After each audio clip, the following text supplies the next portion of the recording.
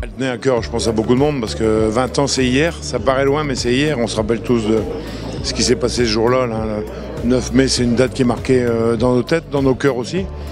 Parce qu'encore une fois, c'est ce que j'ai dit tout à l'heure, c'est que je trouve que ça a été aussi pour beaucoup de gens une renaissance, quoi, une reconnaissance, une renaissance au niveau de la région qui a été durement touchée avec l'arrêt de la mine à la fin du XXe siècle. Et puis derrière, ça a été des grands moments, parce qu'il y avait une équipe de copains, il y avait une équipe qui jouait les uns pour les autres, les supporters derrière évidemment, les partenaires, les collectivités.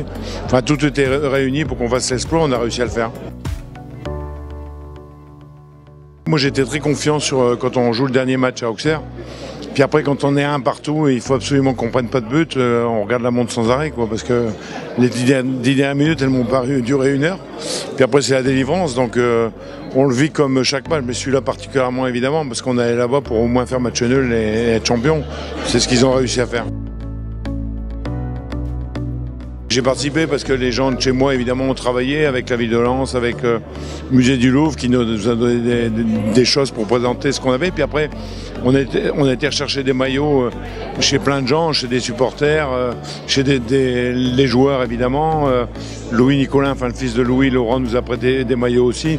Donc on a réussi à faire un truc qui tient la route, moi je pense, avec 2 films, un film avec les buts du club pendant toute l'année, puis un film d'émotion sur un résumé très long de ce qui s'est passé à Auxerre et après Auxerre. Elle pourrait devenir permanente, parce que je pense qu'à un moment donné, on est en train d'y réfléchir, qu'il y a un musée à Lens, et donc évidemment dans le musée, ça sera la place numéro 1.